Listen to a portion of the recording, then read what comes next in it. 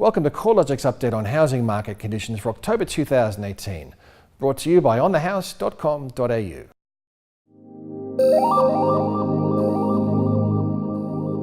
The Australian housing market continued to weaken over the month, with national dwelling values falling 0.5% in September, marking 12 months of consistently falling values across CoreLogic's National Hedonic Home Value Index. Dwelling values tracked lower across 5 of the 8 capital cities in September, while 5 of the 7 rest of state regions recorded a fall in values over the month.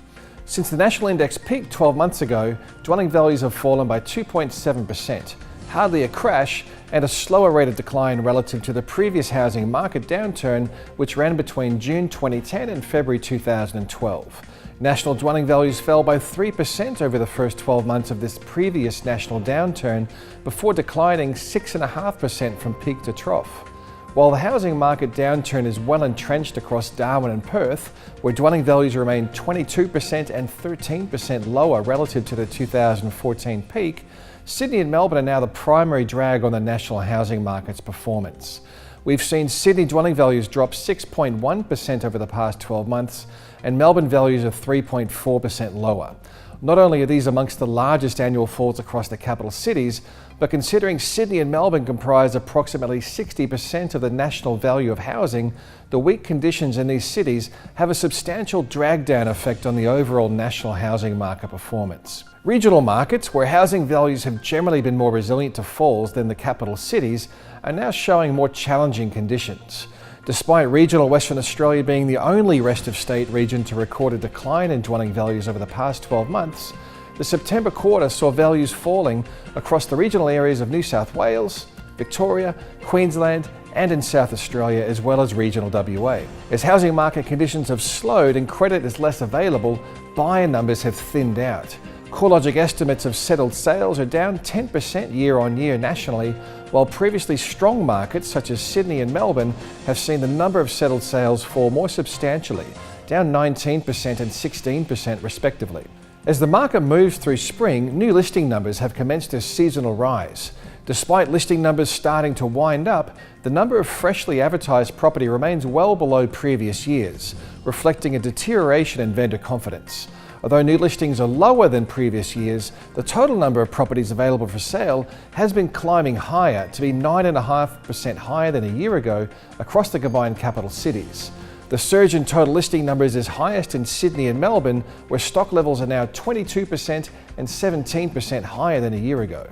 The lift in total stock levels isn't due to vendors dumping more stock on the market. This trend is simply reflecting a slower rate of absorption. More stock to choose from means buyers are generally more empowered, and vendors are finding properties are taking longer to sell. Capital city dwellings are taking 53 days on average to sell, an increase of 11 days from a year ago. Vendors are having to discount their asking prices by a larger margin as well, with the initial asking price reducing by an average of 6.5% before selling. The Perth housing market saw values slip a little lower in September, down 0.6% over the month to be 2.8% lower over the year. Although values are still trending lower, many of the other metrics are now pointing in the right direction for Perth. The average selling time is gradually reducing, falling to 73 days from 77 days a year earlier, and vendors are discounting their asking prices by a lesser amount. Additionally, advertised stock levels are now well below their 2016 highs. A reduction in available housing stock is another sign that buyers and sellers are becoming more evenly balanced as Perth's housing prices find a floor. The housing market has slowed, virtually in line with heightened levels of regulation across the finance sector and subsequently tighter lending practices and a sharp reduction in investment. With the release of the Royal Banking Commission's interim report, there's a chance that already tight credit conditions could tighten even further. The latest credit aggregates from the Reserve Bank show housing credit growth tracking at the lowest level in almost 5 years, and investor-related credit is growing at the slowest pace on record. If credit conditions tighten further, we can expect housing market activity to follow suit. CoreLogic estimates on national settled sales activity is already down 10% year on year. While credit availability is a key factor in the slowdown, other factors are also dampening housing market conditions. Investors, who still comprise 41% of the value of new mortgage demand, continue to face higher mortgage rates and strict servicing criteria, as well as low rental yields and weak capital gain prospects. Changes to taxation policies related to housing, if we do see a change of government at the next federal election, could also weigh on investor sentiment. Changes to demand-side factors are also evident. Nationally, the rate of net overseas migration was down almost 9% over the 12 months to March 2018. That's detracting from housing demand. The slowdown is being most felt in New South Wales, with a reduction of 13,100 net overseas migrants over the 12-month period. Interstate migration trends are also having an impact on the housing market. In New South Wales, the rate of net interstate migration outflow is the highest since March 2009, and net interstate migration into Victoria has been easing since reaching a peak back in March 2017. The net result of fewer overseas migrants and less interstate migration is the lowest annual rate of population growth in these states since 2015.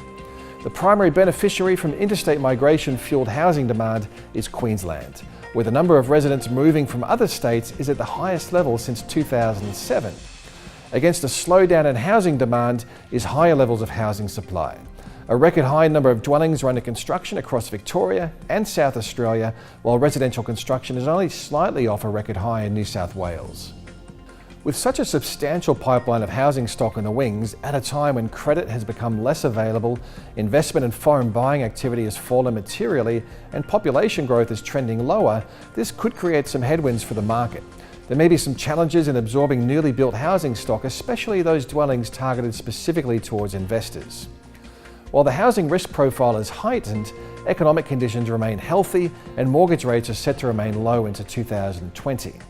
Labour markets have strengthened with solid jobs growth, unemployment is continuing to trend lower, and underemployment recently reached the lowest level since 2014. If labour market conditions remain firm, we should see wages growth continue to trend higher from a record low base, supporting further improvements in housing affordability and debt reduction. Although mortgage rates edged higher in September, the cost of housing debt remains at levels not seen since the 1960s. Low mortgage rates should help to support housing demand and keep a floor under housing prices. With dwelling values recording modest falls or growth rates slowing, housing affordability is improving, which should see first home buyers become more active in the housing market, helping to offset the reduction in investment activity. As the market moves through spring, we're likely to see heightened stock levels providing more choice for buyers. Buyers are back in the driver's seat with plenty of stock to choose from, little in the way of urgency, and plenty of leverage at the negotiation table. Vendors will need to be realistic about their pricing expectations and ensure they're marketing their property as best as possible to attract the deepest pool of buyers. With so much uncertainty in the marketplace, it's even more important than normal to stay up to date with housing market conditions, as well as the key drivers and challenges impacting on trends. You can access all our latest research and statistics at www.corelogic.com.au.